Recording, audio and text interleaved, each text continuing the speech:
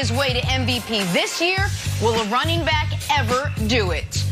Good morning, everyone. I'm Jenna Wolf along with Nick Wright, Kevin Wilds, Brandon Marshall, and Brandon. Is today the day you convince Nick that Mahomes is not the MVP? Look, Jenna, if yesterday wasn't the day that I convinced Nick Wright and all the MVP voters who is the MVP, then I don't know what else to do. Yes. No, say today's the day. It's going to happen today, buddy. It's going to happen today. Today's the day. We will get to that story, but we got to start this morning with a little fallout that comes with poking the beast. On Sunday, we heard from rookie Chase Young skipping off the field saying, quote, "I want Tom," ahead of Tampa and Washington's wild card showdown Saturday night. Well, somebody told Tom, now it's awkward. His head coach, Bruce Arians, responding with this. He's a hell of a player. Obviously, making him a captain as a rookie speaks volumes. And both those kids from Ohio State, he and McLaren are great kids. And but yeah. he's a handful. But so is Sweat, Payne, the rest of those guys. Ryan Kerrigan, I've had a ton of respect for a long time. So yeah, we'll have our hands full. But that it's one of those games where you better watch what you wish for. Let's go. Let's go. Hey, Brandon, let's start with you. Good idea or bad idea for the rookie to be calling out the six-time Super Bowl champ Tom Brady? Neither. It's a great idea, Jenna. It's not good. It's great. I think this is the next evolution for the NFL. We need to go from highlighting, teams, this team versus that team. We need to do a better job of highlighting individual matchups. I absolutely love this. I think we need more of this. I want to see receivers and cornerbacks go head-to-head and talk throughout the week. I want to see Chase Young talk about Tom Brady. Chase Young is having a phenomenal year. Now, the stats may not show because he's sitting at 7.5 sacks on the season.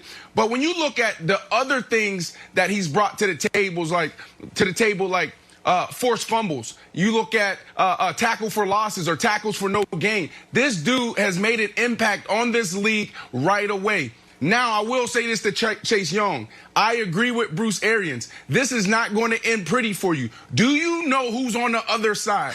Tom Brady is on a mission. Tom Brady is not just out there like, yeah, I just want to win another Super Bowl. It's like Tom Brady is possessed to do it with flair, to do it with style. He is going to win this game and throw for over 320 yards. I promise you this, Chase Young. You will learn from this situation. Keep doing it. Stay strong. But Tom Brady's on a mission, Nick.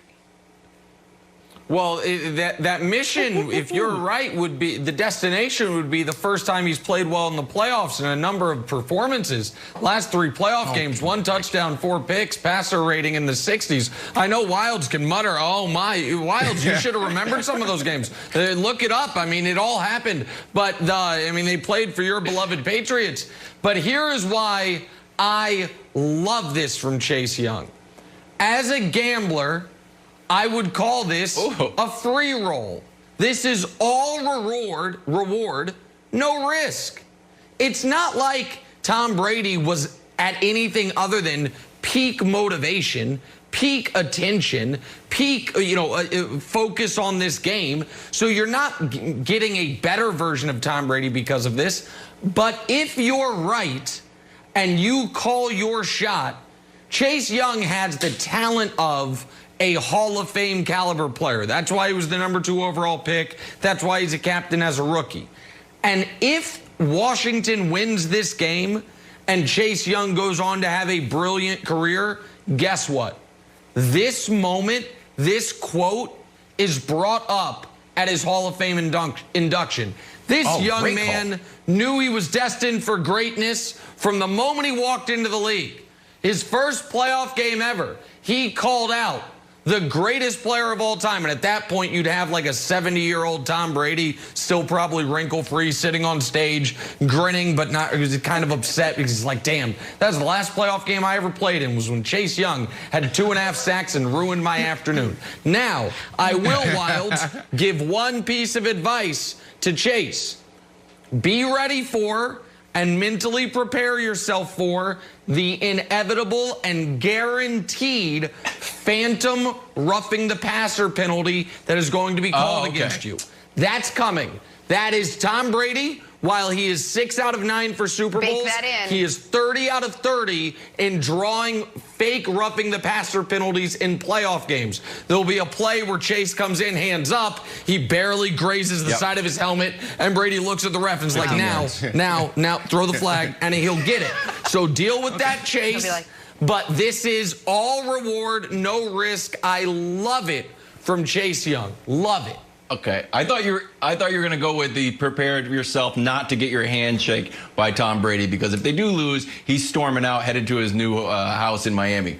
Here's the thing, Brandon, about Chase Young, and I do like it. I do love bravado. It's a little Deion Waiters-esque bravado where you're very confident, but the resume's not quite there yet, because Washington played 16 games.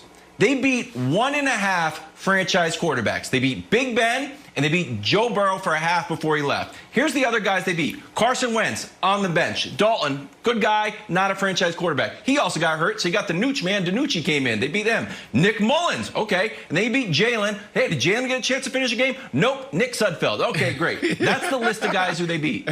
Here's who Washington lost to. Kyler, Baker, Lamar, Goff, Danny Dimes twice, Matthew Stafford, Russ, and Teddy Bridgewater. So which of those two groups does Tom Brady belong in? The first one with DiNucci or the second one with Russ? The answer is none of them. The third one, the GOAT category, because he's better than everything. He's better than everybody. All right. So, and I know, Brandon, they're like 6 in sacks in their passer. They're keeping quarterbacks under 200 yards. I get it. Yep. But that hasn't translated into wins.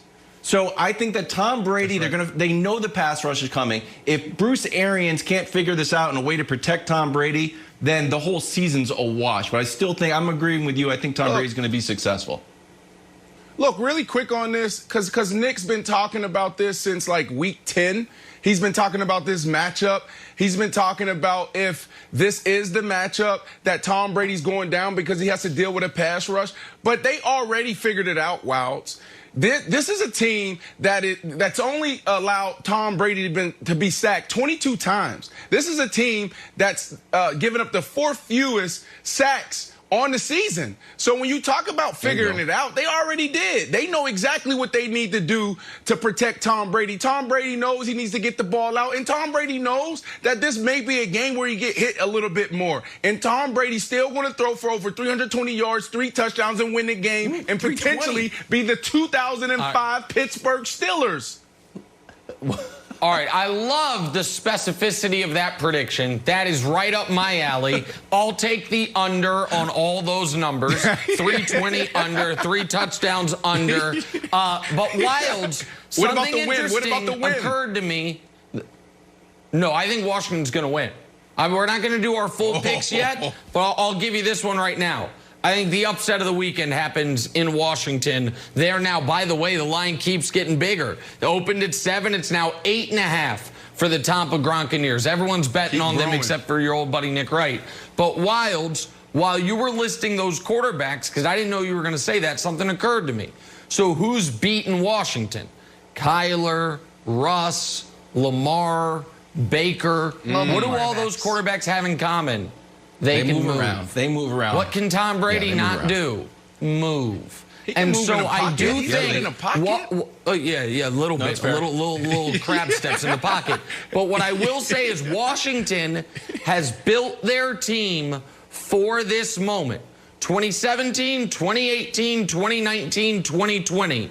Allen, Payne, Sweat, Young. 4 defensive linemen with 4 consecutive first-round picks, with an older first-round pick, Ryan Kerrigan, still playing outside linebacker. If they have one thing they want to be great at, Jenna, it's harassing the opposing quarterback. And so Chase Young starting it with some cyberbullying, I'm all for. Whoa. So I think it's a great job by him, and I think Washington's prepared really well. Well, Chase Young is only there because of what the Eagles did or didn't do on Sunday. Why are we still talking about this Philadelphia team tanking, non-tanking against Washington? When you hear what another head coach had to say, you will quickly understand.